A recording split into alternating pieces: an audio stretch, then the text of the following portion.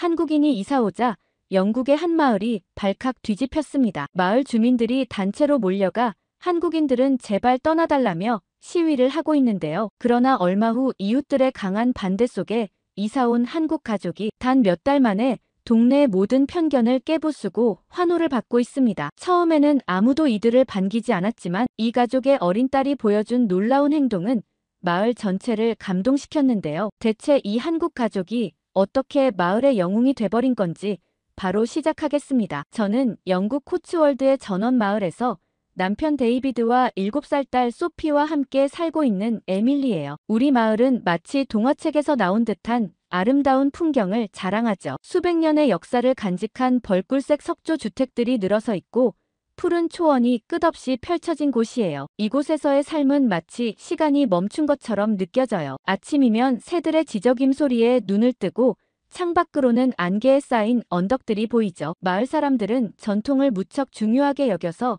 새로운 것들을 크게 반기지 않아요. 외부인들에게도 조심스러운 편이고 서로 간의 사생활을 존중하며 살아가고 있습니다. 우리 가족이 이곳에 정착하게 된 건 순전히 소피 때문이었어요. 런던의 복잡하고 위험한 환경에서 벗어나 아이가 자연과 함께 자라길 바랐거든요. 남편 데이비드는 런던과 코츠월드를 오가며 일을 하지만 저와 소피는 이곳의 여유로운 삶에 푹 빠져 있답니다. 마을에서는 매주 토요일 아침 작은 장이 열려요. 신선한 유기농 채소와 갓 구운 빵 그리고 지역 특산품들이 즐비하죠. 소피는 특히 꿀 파는 할아버지를 좋아해요. 할아버지는 항상 소피에게 작은 꿀사탕을 하나씩 건네주시거든요. 이런 따뜻한 정이 있어 더욱 마음에 드는 동네예요. 하지만 이곳에서 살면서 가장 신경 쓰이는 건 마을의 불문율이에요. 새로 이사 온 주민이라도 스스로 알아서 이 규칙들을 익혀야 한다고 해요. 예를 들어 일요일 오후에는 정원 관리를 하면 안 되고 저녁 8시 이후엔 피아노 연주도 금지되어 있죠. 이런 규칙들이 처음엔 답답하게 느껴졌지만 지금은 이해가 돼요. 고요하고 평화로운 마을의 분위기를 지키기 위해서니까요. 소피는 마을의 유일한 초등학교에 다니고 있어요. 빅토리아 시대에 지어진 붉은 벽돌 건물이 무척 인상적이죠. 학교에서는 전통적인 영국식 교육을 중시해서 예절 교육부터 시작한답니다. 우리 집은 마을 광장 근처에 있는 300년 된 석조 주택이에요. 겨울이면 조금 춥긴 하지만 두꺼운 벽이 주는 아늑함이 있죠. 봄이면 정원에 수선화가 피고 여름이면 장미가 만발해요. 소피는 이 정원에서 친구들과 놀기를 좋아하죠. 물론 저녁 식사 시간 전까지만요. 저녁 식사는 가족이 함께 모여 조용히 대화를 나누는 소중한 시간이니까요. 이렇게 전통과 품위를 중시하는 마을에서 살다 보니 저도 모르게 예전보다 훨씬 조심스러워졌어요. 아침에 빨래를 널 때도 이웃집 창문을 의식하게 되고 소피가 정원에서 너무 크게 웃지 않도록 주의를 주게 되었습니다. 때로는 이런 제 모습이 지나치다는 생각도 들지만 이곳의 고요하고 평화로운 분위기를 지키는 것도 주민으로서의 의무라고 생각해요. 그런데 우리 마을의 평화로운 일상은 왕리화와 장웨이펑 부부가 이사 오면서 깨지기 시작했어요. 처음엔 새로운 이웃의 등장을 반가워했죠. 다양한 문화가 공존하는 것도 아이들 교육에 좋을 거라 생각했거든요. 하지만 그건 정말 큰 오산이었습니다. 문제는 그들의 아들 장웨이안에게서 시작됐어요. 소피가 어느 날 학교에서 돌아와 울면서 이야기를 했죠. 장웨이안이 친구들의 장난감을 빼앗고 누가 말리면 주먹을 휘두른다고요. 처음엔 단순한 말썽이려니 했지만 상황은 점점 심각해졌어요. 학교에선 거의 매일 장웨이안과 관련된 사건이 터졌습니다. 다른 아이들의 도시락을 가져가 먹고 마음에 들지 않는다며 바닥에 던지기도 했어요. 체육 시간에는 축구공을 일부러 여자아이들의 얼굴을 향해 차서 다치게 했죠. 급기야 교무실에서 선생님의 지갑을 훔치다 적발되는 일까지 벌어졌어요. 더 큰 문제는 부모의 태도였습니다. 교장 선생님이 부모를 불러 상담을 하려 해도 그들은 늘 바쁘다며 피했어요. 겨우 만나서 이야기를 해도 모든 게 문화적 차이 때문이라며 변명했죠. 심지어 영국 아이들이 자신의 아들을 따돌리고 있다며 역으로 항의를 하기도 했어요. 학부모회에서도 이 문제가 자주 거론됐습니다. 아이들이 학교 가기를 무서워한다고 호소하는 부모들이 늘어났어요. 저도 소피가 걱정돼서 등하교 때 꼭 데려다주고 데려왔죠. 하지만 왕리화는 학부모회에 한 번도 참석하지 않았어요. 대신 SNS에 자신의 아들이 인종차별을 당하고 있다는 글을 올리며 피해자인 척 했습니다. 장외이안의 폭력성은 날이 갈수록 심해졌어요. 한 번은 과학 실험 시간에 개구리 해부를 하는데 실험용 칼로 다른 아이들을 위협했다고 해요. 선생님들도 이제는 그를 제지하는 것을 두려워하게 됐죠. 그런데도 부모는 아이의 행동을 제대로 된 교육으로 바로잡으려 하지 않았어요. 그러던 어느 날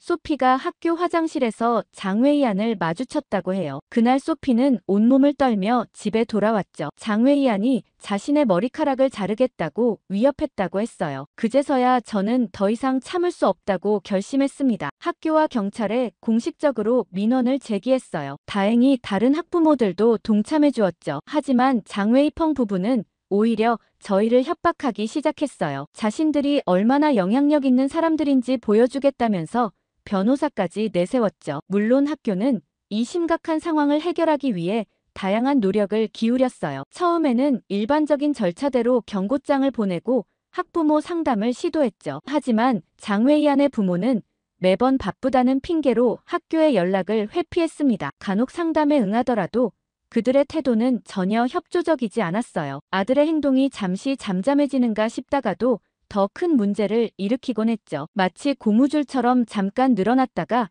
더 세게 튕기는 것 같았어요. 학부모들의 수많은 민원으로 지역 아동 보호 서비스도 이 사건에 개입하게 됐습니다. 그들은 장외이안의 문제 행동이 가정 환경과 깊은 관련이 있다고 판단했어요. 부모에게 상담과 가족 중재 프로그램 참여를 권했지만 이마저도 거부당했죠. 결국 법적 개입까지 고려하게 되었어요. 결국 학교는 장외이안을 PRU라고 하는 대안교육센터로 보내기로 결정했습니다. PRU는 일반 학교에서 적응하지 못하는 아이들을 위한 특별한 곳이에요. 그곳에서는 소수 정예로 아이들을 관리하며 학업뿐만 아니라 감정 조절이나 대인관계 기술도 가르치는 곳이거든요. 그렇게 장외이안이 PRU로 가게 된 후 학교는 거짓말처럼 평화로워졌습니다. 아이들의 표정이 밝아졌고 복도에서 웃음소리가 다시 들리기 시작했어요. 소피도 더 이상 악몽에 시달리지 않게 됐죠. 학부모들은 교육청에 청원서를 제출했어요. 장외이안이 다시 학교로 돌아오지 못하게 해달라는 내용이었죠. 모두가 그 평화로운 시간이 영원히 지속되기를 바랐습니다. 하지만 이 사건은 우리 마을에 깊은 상처를 남겼어요. 특히 아시아계 가정에 대한 편견이 생기게 됐죠. 전에는 없던 일이에요. 우리 마을은 늘 조용하고 평화로웠거든요. 하지만 이제는 새로운 이웃을 맞이할 때마다 혹시나 하는 걱정이 앞서게 됐죠. 특히 아이가 있는 가정들은 더욱 민감하게 반응했어요. PRU에서는 장외이안의 재활을 위해 최선을 다하겠다고 했고 전문 상담사들이 붙어서 그의 분노 조절 문제를 해결하려 노력한다고 했죠. 하지만 그 집 부부가 전혀 협조를 하지 않으니 근본적인 변화가 가능할까 걱정스러웠습니다. 아무리 좋은 교육 시스템과 지원 제도가 있어도 부모가 협조하지 않고서는 아이의 진정한 변화를 이끌어내기 어렵기 때문이죠. 그렇게 웨이안을 잊어갈 무렵 더 큰 바람이 불어닥쳤습니다. 저는 그날을 아직도 선명히 기억해요. 마을 우체부 피터가 평소보다 일찍 돌아다니며 소식을 전했죠. 메이플 가든 12번지에 한국 가족이 이사 온다는 소식이었어요. 그 소식이 전해지자마자 마을 전체가 마치 쓰나미가 몰아친 것처럼 술렁이기 시작했어요. 아침 산책을 하던 주민들이 길에서 모여 수군거렸고 텃밭에서 일하던 노부부도 호미를 놓고 걱정스러운 목소리로 이야기를 나누기 시작했죠. 특히 장외이안 사건을 직접 겪은 학부모들의 반응이 거셌어요. 마을 카페에 모인 엄마들은 얼굴이 하얗게 질린 채 자신들의 아이들을 어떻게 보호해야 할지 논의했습니다. 누군가는 아예 등교를 거부하게 하자는 극단적인 제안을 하기도 했죠. 저도 마음이 복잡했어요. 소피가 겨우 안정을 찾았는데 또다시 그런 일을 겪게 될까봐 두려웠거든요. 밤에는 장외이안에게 위협당하던 소피의 악몽이 다시 시작될까 걱정됐고 낮에는 새로 올 아이가 혹시 소피의 반에 배정되진 않을까 노심초사했습니다. 하지만 한편으로는 깊은 고민이 들었어요. 정말 모든 아시아 가정을 하나의 잣대로 판단하는 게 옳은 걸까요? 마을의 이런 태도가 또 다른 형태의 폭력은 아닐까 하는 생각이 들었죠. 하지만 장외이안에게 엄청 당했던 터라 이런 생각을 입 밖으로 꺼내기가 조심스러웠어요. 게다가 상황은 점점 더 심각해져 갔어요. 헬렌과 마가렛을 주축으로 한마을 질서 수호대라는 이름의 모임이 결성됐고 5명의 주민들이 한나 씨의 집을 직접 찾아가기로 했다고 해요. 그들은 마치 중세시대의 마녀 사냥처럼 한나 씨에게 노골적인 적대감을 드러내며 이 동네는 당신 같은 사람들과 맞지 않는다고 말했다고 합니다. 놀라운 건 그 순간의 한나 씨의 반응이었어요. 대부분의 사람들이라면 분노하거나 두려움에 떨었을 텐데 그녀는 놀라울 정도로 차분했다고 해요. 오히려 방문객들에게 따뜻한 녹차와 직접 만든 떡을 대접하면서 자신들도 이 마을에서 평화롭게 살고 싶다는 진심을 전달했다고 합니다. 한나 씨는 자신의 이야기도 들려주었대요. 런던의 번잡한 도시를 떠나 이곳을 선택한 이유가 바로 이 마을의 전통과 평화로운 분위기 때문이었다고요. 그리고 자신의 딸 수아가 자연 속에서 건강하게 자라길 바란다는 말도 덧붙였다고 합니다. 한나 씨의 진정성 있는 태도는 주민들의 마음을 조금씩 누그러뜨리기 시작했어요. 특히 헬렌은 한나 씨가 건넨 녹차의 맛과 향에 깊은 인상을 받았다고 하더라고요. 떡의 은은한 달콤함도 마음에 들었다고 했죠. 다음 날 열린 주민회의에서도 분위기가 달라졌어요. 처음에 강경한 입장은 조금씩 부드러워졌고 결국 일단 지켜보자는 쪽으로 의견이 모아졌죠. 물론 여전히 경계하는 시선이 많았지만 적어도 노골적인 반대는 수그러들었어요. 저는 한나 씨의 대응이 무척 인상적이었습니다. 적대적인 방문객들을 마주하고도 차분함을 잃지 않은 모습이 대단해 보였어요. 그리고 그녀의 말처럼 모든 가정이 평화로운 삶을 원한다는 게 맞는 것 같았죠. 결국 주민들은 한나 씨 가족에게 기회를 주기로 했어요. 여전히 불안감은 있었지만 적어도 장웨이안의 가족과는 다르다는 걸 느낄 수 있었거든요. 모두의 우려와 달리 한나 씨의 딸이었던 수아의 등교 첫날은 놀라웠어요. 수아는 영어가 서툴렀지만 환한 미소로 친구들에게 먼저 다가갔고 한국에서 가져온 예쁜 스티커를 나눠주며 금세 반 친구들과 가까워졌죠. 소피도 처음엔 긴장했지만 수아가 건넨 반짝이는 별 스티커에 마음이 열렸다고 해요. 수아는 수학 시간에 어려움을 겪는 소피를 도와주었고 미술 시간에는 서로의 그림에 대해 이야기를 나누며 금세 친해졌습니다. 특히 인상 깊었던 건 수아의 리더십이었어요. 환경 프로젝트 주간이 다가왔을 때 반 아이들은 망설임 없이 수아를 리더로 뽑았죠. 수아는 마을의 쓰레기 문제를 해결하자는 제안을 했는데 아이디어가 참신했어요. 수아는 매주 토요일마다 반 친구들과 함께 마을 공원과 강가의 쓰레기를 줍는 캠페인을 시작했습니다. 처음에는 몇 명뿐이었지만 점점 다른 반 아이들도 동참하기 시작했어요. 아이들은 줍는 쓰레기의 종류를 기록하고 이를 바탕으로 환경 보호 계획을 세웠죠. 더 놀라운 건 수아가 제안한 에코 포인트 시스템이었어요. 쓰레기를 주워올 때마다 포인트를 적립하고 이를 나무 심기에 사용하자는 아이디어였죠. 아이들은 이 게임 같은 활동에 열광했고 선생님들도 이 창의적인 접근법에 감탄했습니다. 소피는 매일 저녁 수아와의 활동을 신나게 이야기했어요. 어느 날은 수아가 가져온 한국의 분리수거 시스템에 대해 설명하며 우리도 그렇게 해보자고 제안했다고 하더라고요. 아이들의 열정은 곧 학부모들에게도 전해졌습니다. 프로젝트가 진행되면서 마을의 모습도 조금씩 달라지기 시작했어요. 거리는 더욱 깨끗해졌고 공원에는 아이들이 직접 심은 꽃들이 피어났죠. 주민들은 등교길에 쓰레기를 줍는 아이들을 보며 미소 짓게 됐습니다. 수아의 프로젝트는 학교 신문에도 소개됐어요. 교장 선생님은 전교 조회에서 수아와 친구들의 노력을 크게 칭찬했습니다. 교장 선생님께서도 수아의 프로젝트를 적극 지지해 주셨죠. 특히 감동적이었던 건 수아가 모은 에코 포인트로 첫 번째 나무를 심을 때였어요. 그날 많은 주민들이 모여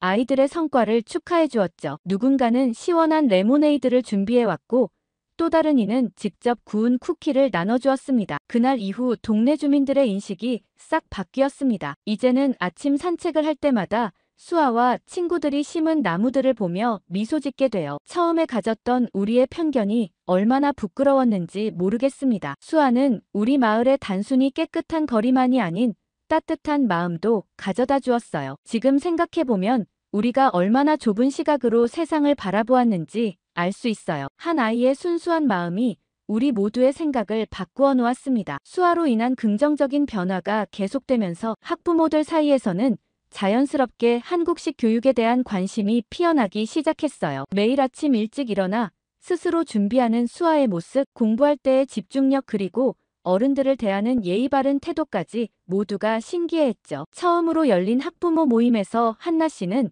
한국의 교육 방식에 대해 이야기를 했어요. 특히 책임감 교육이 인상적이었습니다. 아이들에게 작은 일부터 책임지게 하고 그것을 잘 해냈을 때 충분히 칭찬해주는 방식이었죠. 한나 씨는 수아가 매일 아침 자신의 이부자리를 정리하는 것부터 시작했다고 해요. 처음에는 서툴렀지만 계속된 연습으로 지금은 완벽하게 해낸다고 했죠. 책상 정리부터 옷 깨기까지 모든 것을 스스로 하는 습관이 자연스럽게 몸에 배었다고 합니다. 협력 중심 놀이도 흥미로웠어요. 한국에서는 아이들이 함께 노는 것을 중요하게 여긴다고 해요. 수아는 친구들과 함께하는 전통 놀이를 소개했는데 그 중에서도 공기놀이가 특히 인기를 끌었죠. 처음에는 다들 의심의 눈초리로 바라봤어요. 과연 이런 교육 방식이 효과가 있을까 하는 의구심이 컸죠. 하지만 시간이 지날수록 변화는 분명히 보였습니다. 소피도 수아의 영향을 받아 조금씩 달라지기 시작했어요. 아침에 일어나면 스스로 침대를 정리하고 책가방도 챙기더라고요. 전에는 상상도 못했던 모습이었죠. 숙제도 미루지 않고 그날 해내는 습관이 생겼어요. 다른 아이들도 마찬가지였어요. 수아가 보여준 책임감 있는 모습은 자연스럽게 친구들에게 영향을 미쳤죠. 교실에서도 서로 돕고 배려하는 분위기가 형성되었다고 해요. 학교 선생님께서도 모두들 수아를 따라 많이 달라졌다고 칭찬하셨죠. 수아가 하면 뭐든 다 따라하려고 하니 점심시간까지 달라졌다고 하셨습니다. 수아는 도시락을 깔끔하게 먹은 뒤 항상 자리를 깨끗이 정리하는데 친구들도 이런 모습을 보고 따라하기 시작했답니다. 그런 변화가 느껴지자 학부모회에서는 한나 씨를 다음 학부모 모임에도 나와달라고 부탁했고 한나 씨의 교육 방법을 더 집요하게 물어봤죠. 한나 씨는 더 구체적인 이야기를 들려주었어요. 한국의 똑똑한 아이보다 바른 아이로 키우기라는 교육 철학을 설명했죠. 이제는 부모들이 진지하게 귀 기울이며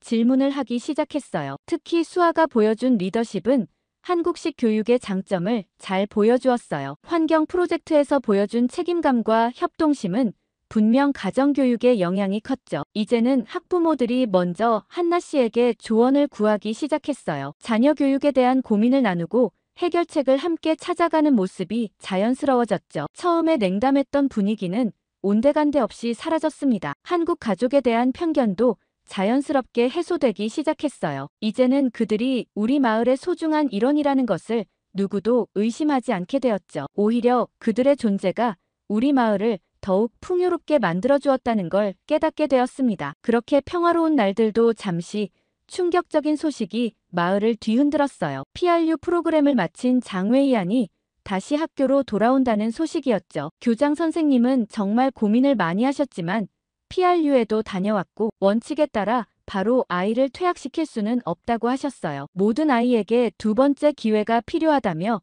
웨이안의 복귀를 승인했다고 합니다. 하지만 웨이안의 행동은 전혀 나아지지 않았어요. 오히려 더 악화된 것 같았죠. 특히 수아와 그녀의 친구들을 집중적으로 괴롭히기 시작했습니다. 환경 프로젝트로 주목받는 수아를 질투하는 듯 했어요. 처음에는 수아의 필통이 사라졌어요. 그 다음엔 소피의 도시락이 없어졌죠. 아이들은 웨이안을 의심했지만 증거를 찾을 수 없었습니다. 그러다 어느 날 한 아이가 웨이안이 자신의 사물함에 훔친 물건들을 숨기는 것을 목격했어요. 공원에서의 사건은 더 심각했어요. 수아와 친구들이 쓰레기를 줍고 있을 때 웨이안이 나타나 모아둔 쓰레기를 일부러 다시 흩뿌렸죠. 아이들이 말리자 웨이안은 소피를 밀쳐 넘어뜨렸고 무릎에 상처가 나고 말았어요. 가장 큰 문제는 학교 발표회 준비 때였습니다. 수아와 친구들은 환경 보호에 대한 발표를 준비하고 있었어요. 웨이안은 연습하는 교실에 들어와 의도적으로 소음을 내고 발표 자료를 망가뜨렸죠. 수아는 놀랍게도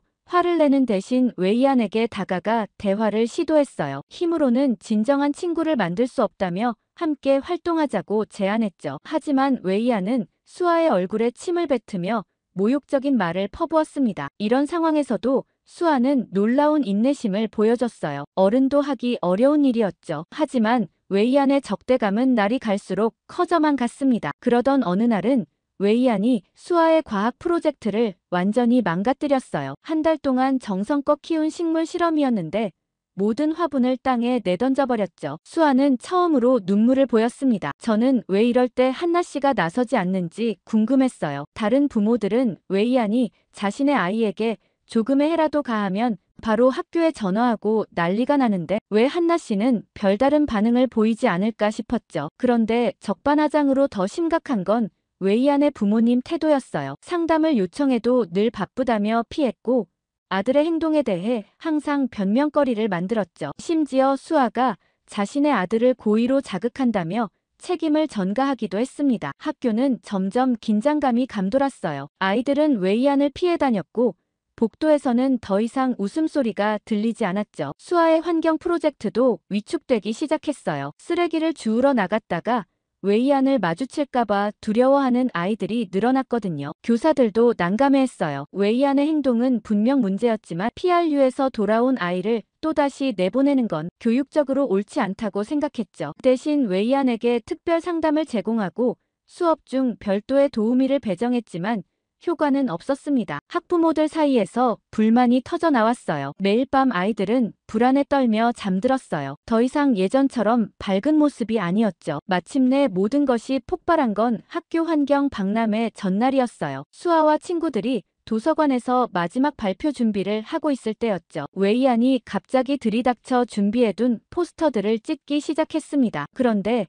아이들이 이번에는 다른 반응을 보였다고 하더라고요. 수아와 친구들이 한마음으로 뭉쳤죠. 소피가 선생님을 부르러 갔고 다른 친구들은 수아를 중심으로 원을 그리며 서서 웨이안을 막아섰습니다. 더 이상 도망치거나 숨지 않기로 한 거예요. 웨이안은 더욱 흥분해서 의자를 던지기 시작했어요. 수아는 차분한 목소리로 웨이안을 설득하려 했지만 그때 웨이안이 수아의 얼굴을 향해 주먹을 날렸어요. 다행히 선생님들이 제때 도착했어요. 웨이안의 폭력적인 행동을 직접 목격한 선생님들은 즉시 교장실로 향했죠. 이제는 더 이상 눈 감아줄 수 없는 상황이 된 거예요. 긴급 교직원 회의가 소집됐고 결국 웨이안의 즉각적인 퇴학이 결정됐습니다. 이번에는 학부모들도 강경하게 나섰어요. 왕리화 가족에게 동네를 떠나라는 요구가 쏟아졌죠. 하지만 왕리화는 달라지지 않았어요. 오히려 인종차별이라며 소송을 하겠다고 협박했죠. 변호사를 내세워 학교와 주민들을 위협했지만 이제는 아무도 두려워하지 않았어요. 오히려 주민들은 더욱 단호해졌습니다. 마을 변호사가 나서서 웨이안의 폭력 사건들을 정리하기 시작했고 피해 학생들의 진술도 모았어요. 왕리화의 협박이 먹히지 않자 이번에는 SNS에 억울함을 호소하기 시작했지만 오히려 역효과만 났죠. 결정적으로 수아와 친구들이 찍은 동영상이 공개됐어요. 웨이안의 폭력적인 행동이 고스란히 담겨 있었죠. 이제는 왕리화도 더 이상 변명할 수 없게 됐습니다. 학교는 공식적으로 웨이안의 퇴학을 통보했고 교육청도 이 결정을 지지했어요. 주민들의 항해 방문이 계속되자 결국 왕리화 가족은 조용히 짐을 싸기 시작했습니다. 그런데 이사 전날 밤 놀라운 일이 벌어졌어요. 한나 씨가 혼자 왕리화의 집을 찾아간 거죠. 모두가 만류했지만 한나는 마지막으로 대화를 시도하고 싶다고 했습니다. 한나는 따뜻한 차와 직접 만든 떡을 들고 갔어요. 처음 이 마을에 왔을 때처럼 말이죠. 왕리화는 문을 열어주긴 했지만 비웃는 듯한 표정이었습니다. 하지만 한나는 흔들리지 않았어요. 그러면서 조용히 자신의 이야기를 시작했어요. 한나는 아이의 행동은 부모의 책임이라는 점을 강조했어요. 부모가 먼저 변하지 않으면 아이도 변할 수 없다고 했죠. 웨이안의 문제 행동도 결국 부모의 태도에서 비롯된 것이라고 조심스럽게 말했습니다. 처음엔 왕리화가 비아냥거리며 웃었어요. 하지만 한나가 진심을 다해 이야기하자 조금씩 표정이 달라지기 시작했죠. 특히 한나가 자신의 실수와 고민들을 솔직하게 털어놓자 왕리화의 눈빛이 흔들렸습니다. 한나는 아직도 늦지 않았다고 말했어요. 지금이라도 웨이안의 문제를 인정하고 함께 해결하려 노력한다면 새로운 시작이 가능하다고 했죠. 전문가의 도움을 받을 수 있는 방법도 구체적으로 제안했습니다. 순간 왕리화의 눈에 눈물이 고이는 듯 했어요. 마치 오랫동안 쌓아온 벽이 조금씩 무너지는 것 같았죠. 하지만 그때 웨이안이 갑자기 방에서 나와 엄마의 옆에 섰습니다. 그 순간 왕리화의 표정이 다시 굳어졌어요. 아들 앞에서 자신의 잘못을 인정할 수 없다는 듯이 말이죠. 다시 차가운 목소리로 자신들은 아무 잘못도 없다고 말했습니다. 한나는 마지막으로 부모의 용기가 아이를 변화시킬 수 있다고 말했어요. 하지만 왕리화는 이미 등을 돌린 뒤였죠. 결국 변화의 기회는 물거품이 되고 말았습니다. 다음 날 아침 왕리화 가족은 아무도 모르게 조용히 마을을 떠났어요. 이삿짐 차가 떠나는 모습을 지켜보며 한나는 깊은 한숨을 내쉬었죠. 사람은 바뀌지 않는다는 걸 가슴 깊숙이 느꼈습니다. 이제 우리 마을은 다시 평화를 되찾았어요. 하지만 한나의 마지막 시도는 우리에게 중요한 교훈을 남겼습니다. 때로는 끝까지 포기하지 않고 대화를 시도하는 용기도 필요하다는 것을요. 비록 결과는 실패했지만 한나의 진심 어린 노력은 우리 모두의 마음에 깊은 감동을 주었어요. 지금도 가끔 한나는 웨이안을 생각한다고 해요. 어쩌면 그날 밤의 대화가 언젠가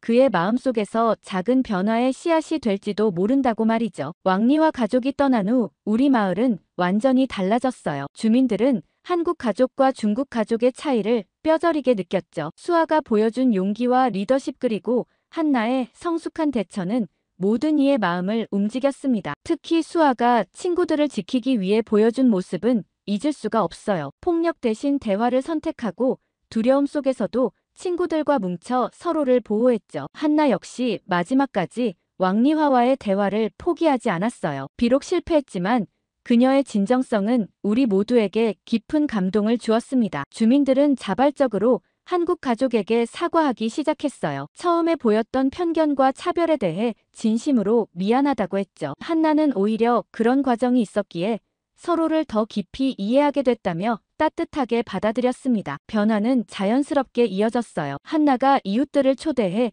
한국 음식을 대접하기 시작했죠. 김치를 직접 담그는 방법을 가르쳐주고 떡볶이 파티를 열기도 했어요. 특히 불고기는 주민들 사이에서 큰 인기를 끌었습니다. 수아도 친구들에게 한국의 전통 놀이를 소개했어요. 운동장에서는 매일 윷놀이가 벌어졌고 제기차기는 아이들 사이에서 선풍적인 인기를 끌었죠. 심지어 어른들도 함께 즐기기 시작했습니다. 마을 축제는 그 정점이었어요. 한나와 수아는 한국 문화체험 부스를 열었죠. 한복 입어보기부터 시작해서 다양한 전통 놀이와 음식을 준비했어요. 주민들은 줄을 서서 기다릴 정도로 큰 관심을 보였습니다. 특히 인상적이었던 건 수아가 준비한 공연이에요. 친구들과 함께 한국의 전통 무용을 선보였는데 관객들의 호응이 대단했죠. 우아한 동작과 화려한 한복의 조화는 모두의 눈을 사로잡았습니다. 축제가 끝난 후 마을 회관에서 작은 모임이 열렸어요. 주민들은 한 명씩 일어나 한국 가족에 대한 감사의 마음을 전했죠. 처음에 편견을 부끄러워하며 이제는 진정한 이웃이 되었다고 말했습니다. 한나는 눈시울을 붉히며 고마움을 표현했어요. 문화의 차이를 넘어 서로를 이해하고 배려하는 법을 배웠다고 했죠. 수아도 친구들과 함께 행복하게 자랄 수 있어서 감사하다고 말했습니다. 이제 우리 마을은 더욱 따뜻한 곳이 되었어요. 이어서 들려드릴 사연은 일본에서 한국 사람들을 쫓아내며 다신 오지 말라며 화를 내는 남성의 이야기입니다. 안녕하세요. 저는 일본 가나가와 현에서 규동집을 운영하고 있는 마코토라고 합니다. 제가 살고 있는 가나가와현은 도쿄에서 JR선을 타고 1시간 정도 거리에 있는 곳이에요. 최근 기록적인 엔저 현상으로 일본을 찾아오는 관광객들이 많은데 올해 3월에는 무려 300만 명에 달하는 외국인들이 일본을 방문했다고 하더라고요. 그런데 저희 일본 젊은 사람 입장에서는 마냥 웃을 수만은 없었습니다. 한때 무역 수출 대국이었던 일본이 이젠 무역 적자만 수조 원에 달하고 있다는 걸 피부로 느낄 수 있기 때문이죠. 게다가 이젠 더 이상 수출할 게 없어서 관광업에만 사활을 걸고 있다니 한탄스러웠죠. 그리고 외국인들이 일본에 오는 이유가 엔화가 너무 싸서 오는 거잖아요. 물론 관광객을 대상으로 음식점을 하는 제 입장에서는 손님들이 많이 오니까 좋은 것 같으면서도 일본 전체적으로 보면 정말 심각한 현상이라는 생각이 들었습니다. 옛날 저희 부모님 세대 때만 하더라도 일본 엔화하면 세계적으로도 꽤 알아주는 편이었는데 지금은 거의 휴지 조각이 돼버렸죠. 그 때문에 상대적 박탈감을 느끼는 젊은이들도 많고 일본은 점점 늙어만 가고 있다는 생각에 일본 젊은이로서 정말 나라가 걱정될 뿐이에요. 그런데 관광업을 하는 제 입장에선 당장 직면한 문제는 따로 있었죠. 바로 중국인 때문이에요. 근데 이게 다 일본 우익단체들 때문이겠죠? 사실 지금 한국 사람들도 일본에 굉장히 많이 오고 일본을 어느 정도 먹여 살리고 있지만 한심한 일본 정부 사람들은 바보 같은 선택을 하고 말았습니다. 한국 사람들은 와봤자 돈도 많이 안 쓰고 맛집만 가고 소소하게 돈키호테에서만 구매하고 간다며 한국인 대신 중국인들을 적극적으로 유치하기 위한 정책을 시작했어요. 중국인 관광객들은 명품 쇼핑도 어마어마하게 하는 데다가 면세점에서도 돈을 많이 쓰기 때문에 한국보단 중국인들을 유치하는 게 더 이득일 거란 판단이었죠. 그렇게 일본 관광청에서는 중국에서 출발하는 일본행 항공편도 대폭 늘리고 비자를 간소화하면서 중국인 유치에 사활을 걸었습니다. 그 효과 덕분인지 중국의 명절 중 하나인 5월 노동절에 무려 200만 명에 달하는 중국인들이 밀려들었어요. 그러나 막상 일본이 기대한 효과를 하나도 볼 수 없었습니다. 중국 역시 높아진 물가에 경제 위기로 초저가 여행을 하는 게 유행이 되었거든요. 면세점 매출 비용을 살펴보면 전체 면세점 매출은 늘었지만 중국인 구매 비용은 전년 대비 35%나 감소했어요. 여행을 와서도 쇼핑을 위한 여행이 아니라 알뜰살뜰하게 여행하는데 초점을 맞춰 여행하고 돌아갔죠. 그런데 정말 문제는 따로 있었습니다. 그 때문에 저희 동네와 저희 마을은 아주 초토화가 되어버렸거든요. 앞서 말씀드렸다시피 저는 규동집을 운영하고 있는데 중국인 때문에 여간 골치 아픈 게 아니었죠. 저희 규동집은 제가 혼신을 다해 만든 가게예요. 특히 아기자기한 피규어들이 많아 손님들 사이에서도 특색 있는 가게로 유명해요. 그래서 일부러 피규어를 구경하러 오는 분들도 많을 정도죠. 저희 가게엔 제가 아주 어렸을 때부터 모은 애착이 가득 담긴 피규어부터 시작해서 경매로 거래되는 꽤 고가의 피규어까지 있었습니다. 사실 가격이 싸든 아니든 제겐 모두 하나같이 소중한 수집품이었죠. 그런데 어느 날부터 가게 마감 때 가게를 정리하다 보면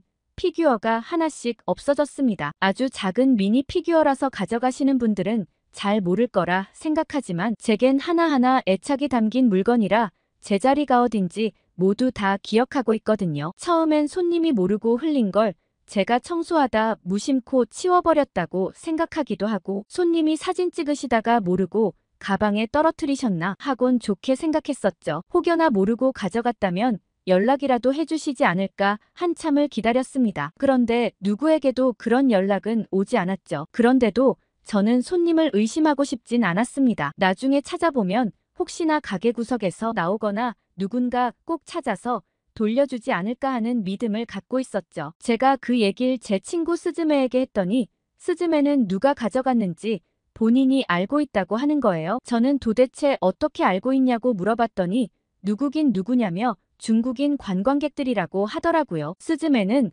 호텔에서 일하는 호텔리어예요. 그런데 호텔에서도 계속 뭔가가 없어진다고 했죠. 객실 내 비치되어 있는 작은 편의용품은 물론이고 커피포트나 베개까지 훔쳐간다고 했어요. 그런 객실은 하나같이 중국 손님들 객실이었죠. 게다가 스즈메로부터 들은 중국 손님들의 객실은 상상 초월이었습니다. 침대 위에서 음식을 먹다 흘리는지 하얀 침대 이곳저곳에 음식 얼룩이 묻어있는 건 기본인데다가 쓰레기가 여기저기 나뒹굴고 있다고 했어요. 호텔 청소하시는 분들이 제일 싫어하는 방이었죠. 보통 호텔에서는 원칙적으로 쓰레기통에 담겨있는 쓰레기를 제외하고는 절대 건드리지 않아요. 콘솔 위에 종이가 작은 휴지 조각으로 보이더라도 그게 손님들이 예약해놓은 어떤 티켓일 수도 있고 중요한 내용이 적힌 쪽지일 수 있기 때문에 무조건 휴지통에 담긴 쓰레기만 정리하죠. 그런데 중국인 손님들의 방은 발 디딜 틈 없이 쓰레기로 가득해서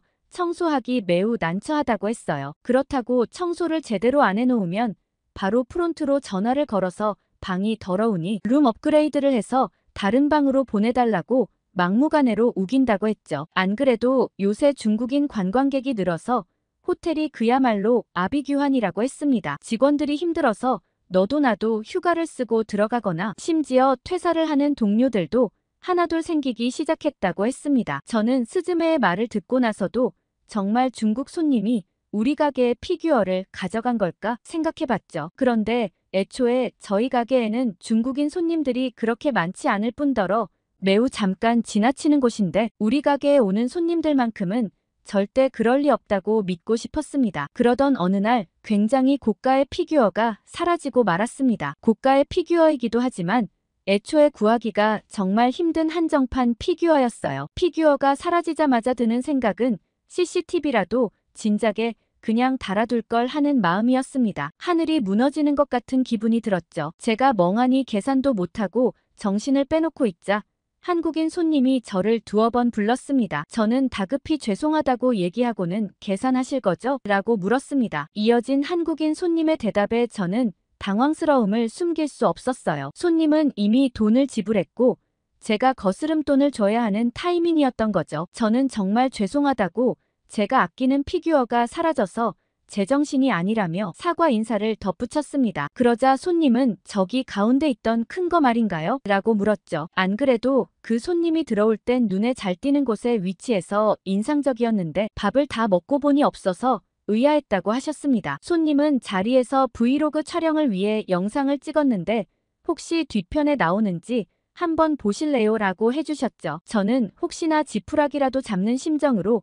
손님의 카메라 속 영상을 돌려보았습니다. 영상 시작 부분엔 식당에 앉아 이런저런 수다를 떠는 모습이 보였죠. 다행히 화면 안에는 제가 잃어버린 피규어까지 찍혀 있었습니다. 저희 둘은 잔뜩 긴장한 채로 영상을 보고 있었죠. 그러자 갑자기 한 남자가 나타나 피규어를 획하고 채갔고 남자가 앞서서 가게에서 나온 다음에 여성이 따라 나갔어요. 이 사람들은 의도적으로 시간차를 두고 나가는 것 같았고 애초에 저희 가게에 온 목적이 음식이 아니라 피규어였던 것 같았습니다. 피규어를 낚아채는 빠른 손놀림에 놀랄 수밖에 없었죠. 짧게 찍힌 영상이었지만 중국인인 게 분명했고 경찰에 신고하고 얼마 되지 않아 그 사람을 찾을 수 있었습니다. 심지어 그 사람이 오늘 올린 SNS 게시글에는 저희 규동집이 맛있다고 일본에 오면 꼭 와보라는 글도 있었습니다. 그리고 그 사람이 훔쳐간 피규어와 함께 찍은 사진도 있었습니다. 그 사진 밑에는 기막히게도 피규어를 정말 어렵게 구했다는 내용이 적혀 있었죠. 마치 꼭 자신의 것인 것처럼 말이에요. 제게 영상을 제공해주신 한국분 덕분에 쉽게 그 중국인을 찾을 수 있었습니다. 사실 계산만 하고 그냥 갔을 수도 있는데 제 망연자실한 표정을 보고 관심을 가져주신 덕분이었죠. 처음에 그들은 제가 직접 선물 준 거라며 발뺌을 하더라고요. 그러자 한국분의 카메라에 찍힌 물건을 훔쳐가는 모습을 보여주고서야 모르고 챙겨갈 수도 있지 하며 피규어를 획하고 저에게 돌려주었습니다. 저는 피규어를 찾을 수 있게 도와주신 분께 정말 감사하다고 인사드리고는 소정의 사례금도 드리려고 했어요. 그러자 그분은 한사코 거절하시며 당연한 일을 한 거고 의도적으로 그 장면을 찍으려고 촬영한 것도 아니었기 때문에 받을 수 없다고 한사코 사양하셨습니다. 아무튼 저는 그 일이 있고 난 후 가게 내부 곳곳에 CCTV를 설치하고 CCTV로 녹화되고 있다는 경고문을 가게 출입문에 적어두었습니다. 그런데 귀신같이 CCTV를 설치하고 난 다음에는 더 이상 그런 일이 생기지 않았죠. 그래도 다행히 CCTV라고 하면 어느 정도 효과가 있는가 보다 생각했습니다. 그런데 가게에는 또 다른 문제가 생겼습니다. 저희 가게는 원래 동네 분들 대상으로 장사를 하다가 하나둘 입소문을 타기 시작해 지금은 동네 분들과 관광객의 비율이 반반 정도 되는 편이에요. 그런데 동네 분들이야 워낙 오래 뵀던 분들이기도 하고 저와 개인적인 친분이 많은 분들이기 때문에 메뉴 하나 시켜서 드셔도 그러려니 했어요. 식사 시간이 안 맞는 젊은 신혼부부부터 각자 시간을 보내시고 저녁을 먹으러 온 노부부까지 다양했기 때문이에요. 그리고 워낙 자주 오는 단골분들이시기도 하죠. 그런데 그런 손님들을 쉽게 볼 수 있어서 그런지 관광하러 오신 중국분들도 메뉴를 하나만 시키겠다고 우기셨고 저는 정말 난처했습니다. 저도 처음엔 이해하고 넘어가려고 했는데 점점 도가 지나치더니 이젠 가게에 함께 들어온 손님이 4명이 넘는데도 메뉴를 하나만 시키겠다고 우기는 사람들이 늘기 시작했고 저는 더 이상 견디지 못해 1인 1메뉴를 필수로 주문해달라고 하게 되었죠. 아무튼 저는 이런 골치 아픈 일들로 하루하루 지쳐갔습니다. 그러던 어느 퇴근길이었어요. 말씀드렸다시피 저희 가나가와현은 슬램덩크 촬영지로 유명하거든요. 그런데 그 유명한 기찻길 옆이 온통 중국인들로 가득 찼어요. 그곳은 유명한 관광지이기도 하지만 현지 사람들이 사는 삶의 터전이기도 해요. 그런데 중국인 관광객들은 바글바글 몰려다니며 동네가 떠나가라 고성을 지르는 것은 물론이거니와 인증사진을 찍기 위해 도로 한복판을 막아서기도 했어요. 그리고 정말 위험하게 기찻길 위에서 동영상을 찍어볼 거라고 출입을 막아놓은 장소도 마구 비집고 들어갔죠. 가게에서는 피규어를 훔쳐가지 못하게 항상 신경을 쓰고 있어야 하는데다가 메뉴 한 개만 시키겠다는 중국 고객과 실랑이를 벌였죠. 그리고 집에 가는 길엔 온 동네를 휘젓고 다니는 중국인들 때문에 점점 지쳐갔습니다. 제가 어렸을 때부터 살아왔던 우리 동네였지만 다른 곳으로 떠나고 싶다는 생각이 굴뚝 같았어요. 당분간 이렇게 계속 중국인 손님들이 온다면 가게를 열어 장사를 하면서 버는 돈보다 스트레스를 풀기 위해 쓰는 돈이 더 많이 나올 것 같았죠. 그렇게 하루하루 마지못해 가게와 집을 왔다 갔다 하던 어느 날 오랜만에 제 고등학교 친구 미키에게 전화가 왔어요. 미키와는 가끔 연락하는 사이지만 언제 연락해도 편하게 속 얘기를 다 할 수 있는 몇 안 되는 진짜 친구였어요. 미키는 얼마 전 결혼을 했고 행복한 얘기만 가득 늘어놓는 통에 제 생활의 불만을 도저히 얘기하기가 쉽지 않았죠. 그런데 오랜 친구라 그런지 미키는 제 목소리만 듣고도 무슨 일 있냐고 단박에 물어봤습니다. 저는 어쩔 수 없이 요즘의 생활에 대해 얘기했어요. 요샌 일하는 재미도 없고 좀 쉬고 싶다고 말이죠. 그러자 미키는 바로 제 귀가 솔깃할 만한 제안을 했어요. 자기가 있는 곳으로 와서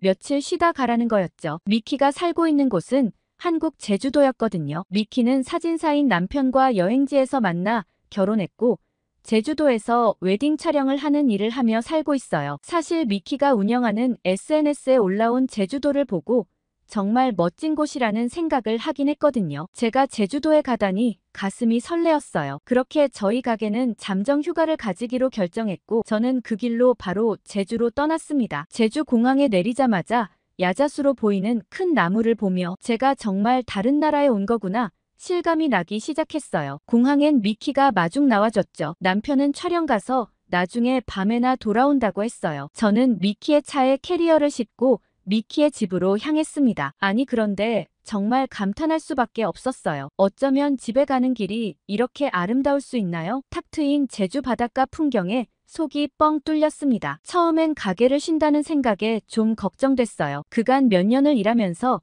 3일 이상 쉬어본 적이 없는 가게였거든요. 그런데 막상 휴가를 걸어놓고 오니 제게도 이런 쉬는 시간이 필요했다는 생각이 들었습니다. 정말 잘 왔다는 생각을 했죠. 제주도라고 해서 거기도 혹시 중국인이 많으면 어쩌나 걱정스러웠지만 미키는 자기 집 근처는 관광객들이 많은 곳이 아니라 절대 걱정하지 않아도 된다고 했어요. 주로 현지인들이 대부분이라 한국 사람들 뿐이고 작은 마을이라 그렇게 시끄럽지도 않다고 하더라고요. 사실 저는 절대로 자고 갈 생각이 없었어요.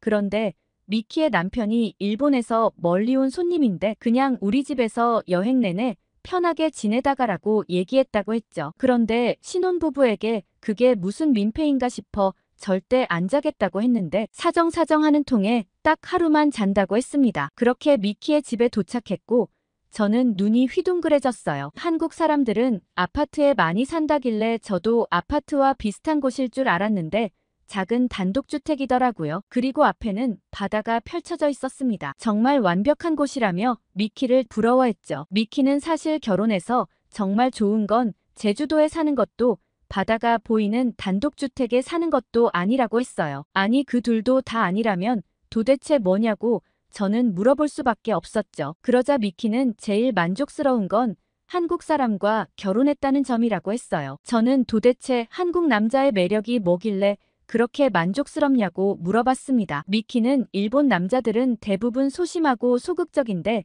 한국 남자들은 박력이 넘친다고 했어요. 그리고 정말 적극적이고 화끈하다고 했죠. 저는 미키의 말을 듣자마자 바로 혹시 아까 오면서 본 것도 그런 거냐고 물어봤습니다. 미키는 고개를 끄덕였죠. 사실 일본 사람들은 길에서 팔짱을 낀다거나 어깨동무를 하고 손잡고 다니는 남녀 커플을 보기 드문 편이에요. 애정 표현에 소극적이기도 하고 타인을 과하게 의식하기 때문에 그런 걸 굉장히 부끄러워하기 때문이죠. 그러나 한국에선 정말 익숙한 행동처럼 보였습니다. 커플 간 스킨십이 정말 자연스러웠죠. 일본 여성들이 한국 드라마의 남자 주인공에게 빠지는 것도 바로 이런 점 때문이라는 생각이 들어요. 저는 미키에게 그럼 언제 결정적으로 반했냐고 물어봤죠. 그러자 미키는 짐을 들어주는 모습에 홀라당 넘어갔다고 했어요. 미키의 짐이든 가방이든 들어달라는 건 다 들어주는 게 정말 좋았다고 했죠. 심지어 한국 남자들은 부탁하지 않아도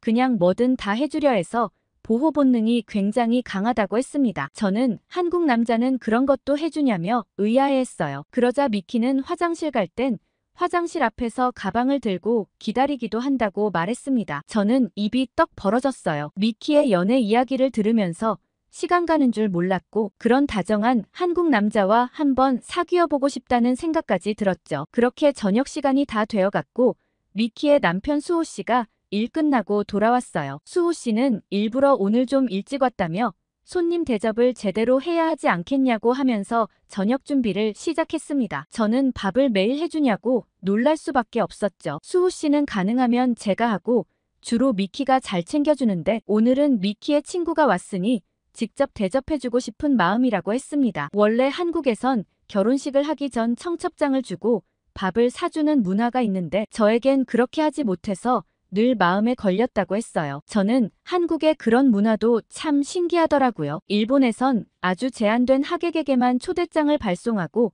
그 초대장에도 꼭 답을 해야 하거든요. 극소수의 지인들만 참여하는 반면 한국은 어린 시절 동창부터 직장 동료까지 모두 참석해 잔치처럼 즐기는 문화가 일본이랑 큰 차이라고 느꼈어요. 그런데 수호 씨는 평소에도 요리를 많이 하는지 뚝딱뚝딱 금세 음식을 만들었습니다. 수호 씨가 만들어준 음식은 고기국수와 수육이었어요. 그러면서 식당 하시는 분께 요리를 대접하는 거라 참 긴장되지만 그냥 정성으로 예쁘게 봐달라고 하셨죠. 어쩜 말씀도 참 예쁘게 하시는구나 싶은 생각이 들었습니다. 그런데 저는 한 입 먹어보고서는 깜짝 놀랐어요. 따뜻한 고기국수가 맛있었고 수육도 정말 담백했거든요. 거기에 곁들여 먹는 이름 모를 빨간 음식이 너무 구수하니 맛있더라고요. 도대체 이게 뭐냐고 물었더니 갈치속젓이라고 얘기했습니다. 쌈에 수육 한 점과 갈치속젓을 조금 넣어 먹으니 정말 기가 막히더라고요. 비릿하면서 고소한데 감칠맛을 확 끌어올려주는 것 같았습니다. 그리고 고기국수는 돈코츠 라멘이 살짝 떠올랐지만 한국 음식이 훨씬 담백하고 깔끔했습니다. 이 조합 자체가 정말 맛있었죠. 알고 봤더니 사람들이 제주도에 오면 고기국수와 수육을 많이 찾기 때문에 특별히 이렇게 만들어주신 거라고 했죠. 수호 씨의 다정한 모습과 이 부부의 알콩달콩한 신혼생활을 보면서 나도 얼른 결혼해야 하는데 속으로 생각만 했죠. 그렇게 두 부부의 집에서 따뜻한 환영을 받으며 하루를 보냈고 다음날 저는 제주도의 게스트하우스로 향했습니다. 혼자 지내는 숙소를 구할 수도 있었지만 여행 온 다른 사람들을 한번 만나보고 싶었어요. 다른 사람들은 어떤 고민을 갖고 사는지 왜 여기에 오게 됐는지 궁금했죠. 그런데 한국 게스트하우스에는 좀 특이한 점이 있었어요. 저녁에 파티라고 부르는 함께 밥 먹는 문화가 있더라고요. 다른 나라에서 도미토리를 이용하면 어쩌다 혼자 온 사람끼리 같이 밥을 먹거나 여행을 가긴 하지만 이렇게 숙소에서 자체적으로 자리를 만들어주는 건 흔치 않았어요. 저도 호기심에 파티를 신청했고 저녁엔 숙소 옥상에서 흑돼지 삼겹살을 구워 먹는다고 했죠. 게스트하우스에는 생각보다 외국인은 많지 않았어요. 일본인인 저와 미국인 1명 그리고 중국인 1명의 나머지 5명은 모두 한국 사람들이었죠. 오랜만에 낯선 사람들과 여행 얘기를 하는 게 정말 즐거웠습니다. 한국 사람들도 영어를 쓰는데 무리가 없어서 감사하게도 영어로 대화할 수 있었죠. 한창 삼겹살을 먹고 오랜만에 긴장을 놓고 술도 잔뜩 마신지라 약간 취기가 돌았어요. 술을 깨야 할 것 같아서 공용 공간으로 내려가 물을 마셔야겠다고 생각했죠. 그런데 제 뒤로 누가 따라오는 기분이 들었습니다. 너무 가까이 오는 것 같아 좀 불편하다고 느끼고 있었죠. 슬쩍 돌아봤더니 중국인 남자였어요. 저는 어색하게 웃어 보이고는 정수기 앞에서 물을 받으려는데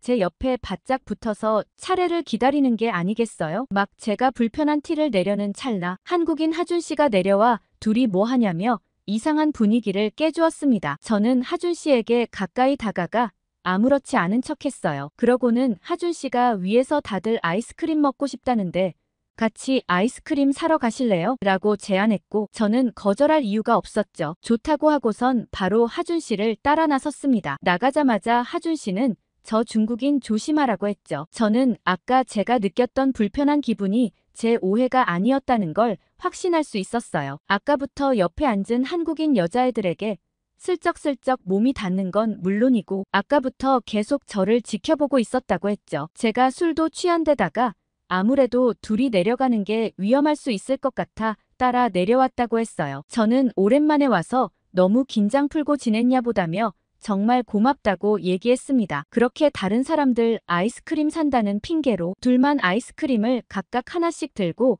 바닷가에 자리를 잡았어요. 제가 왜 한국에 오게 되었는지 그리고 하준 씨는 지금 왜 여행 중인지 얘기를 시작하게 되었습니다. 하준 씨는 꼭 미키의 남편처럼 다정한 면이 있었습니다. 중간중간 추운지 묻는다거나 제 이야기를 끝까지 들어주고 눈을 마주치는 모습에 설렘을 느꼈죠. 하준 씨와 얘기하면서 시간이 가는지도 몰랐는데 어느새 한밤중이었어요. 너무 늦어 이제 막 들어가려는 찰나 하준 씨가 다음 날은 뭐 할 거냐고 물었죠. 그러곤 자기가 정말 경치 끝내주는 오름을 한 군데 아는데 같이 가지 않겠냐고 했어요. 저는 당연히 좋다고 얘기했고 그렇게 저는 제주에서의 시간을 하준 씨와 줄곧 함께 보냈습니다. 그렇게 제주도 여행이 끝나고 저는 다시 일본으로 돌아왔고 하준 씨는 서울로 돌아갔어요. 그렇지만 저희의 연락은 계속 이어지고 있어요. 다음 달엔 하준 씨가 일본으로 놀러 오기로 했죠. 그리고 정부가 어떤 정책을 펴든 말든 저는 한국 사람들 친화적인 가게 정책을